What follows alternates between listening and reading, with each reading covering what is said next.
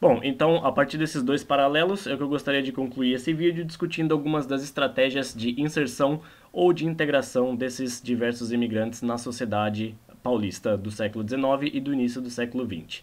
Como vocês vão se recordar, no início do vídeo eu discuti que havia uma grande variabilidade entre os imigrantes de origem alemã, povos de origem alemã no estado de São Paulo, não apenas devido à nacionalidade das quais provinham, mas também dos diferentes grupos sociais, dos diferentes grupos econômicos e das diferentes bases culturais que possuíam. No entanto, as estratégias de inserção e de integração desses imigrantes no estado de São Paulo foram relativamente similares entre os grupos aqui discutidos. Geralmente eram imigrantes de origem urbana, obviamente não todos, mas uma parte considerável, e esses imigrantes de origem urbana desenvolviam atividades principalmente de caráter artesanal, especializado, e também o desenvolvimento de algumas manufaturas, o que lhes permitiu uma inserção relativamente simples na sociedade paulista e na economia paulista nesse período. Isso não quer dizer, naturalmente, que não houve percalços no processo de integração desses imigrantes. Certamente houve, e os dois casos possivelmente mais famosos referem-se primeiro à Primeira Guerra Mundial e posteriormente às políticas contra imigrantes de origem alemã durante a Segunda Guerra Mundial. Então o argumento não é que não houve percalços, naturalmente houve, e muitos deles bastante significativos, mas que o processo de integração foi relativamente mais simples e mais rápido em São Paulo do que em outras regiões do país, principalmente comparativamente ao sul do Brasil. Então, a integração desses imigrantes, sobretudo de um ponto de vista econômico, parece ter se dado de maneira relativamente sutil e de maneira relativamente rápida. Naturalmente, essa é uma discussão muito importante, se vocês se lembrarem do início do vídeo, também qual é a importância desse tipo de discussão. Essa discussão é hoje fundamental nas políticas imigrantistas, por exemplo, que se tem na Europa. O processo de integração dos imigrantes, o que fazer e como fazer. Então, aqui existe também uma potencialidade muito interessante de perspectivas comparadas entre aquilo que oferece a história e aquilo que se tem hoje em dia, e quais foram as respostas políticas dadas e quais foram as vantagens e desvantagens das mesmas.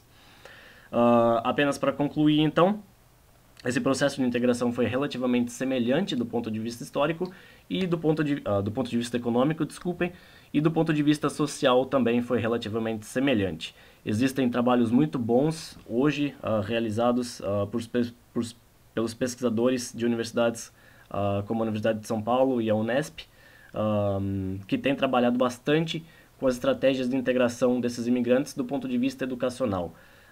Isso tem fundamentos muito importantes para o desenvolvimento de longo prazo e tem sido demonstrado que esses imigrantes tiveram um papel primordial na consolidação de um sistema educacional associativo que depois se desenvolveu e gerou alguns benefícios muito significativos em termos da acumulação de capital humano no interior de São Paulo, que se propagou ao longo do tempo e foi um dos responsáveis pelo processo de desenvolvimento econômico e social observado em certas áreas do Estado hoje em dia.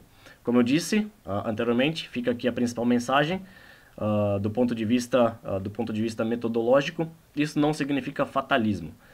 Dizer que as variáveis históricas importam no desenvolvimento de longo prazo não é dizer que tudo foi determinado no passado. É apenas observar que aquilo que for decidido hoje em termos de política econômica, em termos de política social e em termos de política de maneira mais geral, vai ter um impacto muito significativo ao longo do tempo, se realizado bem ou se realizado mal. Então, apenas para concluir, acredito que esses estudos tenham naturalmente a sua importância histórica, e isso é algo intrínseco, é uma motivação intrínseca, e eles também fornecem uma base muito importante para comparações com o que temos no mundo atual e também para a elaboração de políticas de desenvolvimento de longo prazo. Bom, é isso. Espero que gostem desse vídeo, espero que não tenha sido longo demais e que isso tenha fornecido uma primeira base ou um primeiro grande resumo da imigração dos povos de língua alemã para o estado de São Paulo. Aqueles que tiverem maior interesse podem, naturalmente, ler o artigo, que pode ser encontrado online facilmente, Novamente, o título em inglês, Subsidies to the History of the German-Speaking Immigration to the Province State of São Paulo, Brazil, 1840-1920. Tradução, subsídios à história da imigração dos povos de língua alemã para a província e estado de São Paulo, no Brasil, de 1840 a 1920. Naturalmente, vocês podem também me contatar caso tenham interesse em discutir o referido artigo e temas relacionados. Então, mais uma vez, muito obrigado aos organizadores do MyFest, em especial ao Luiz Cardia. Grande abraço.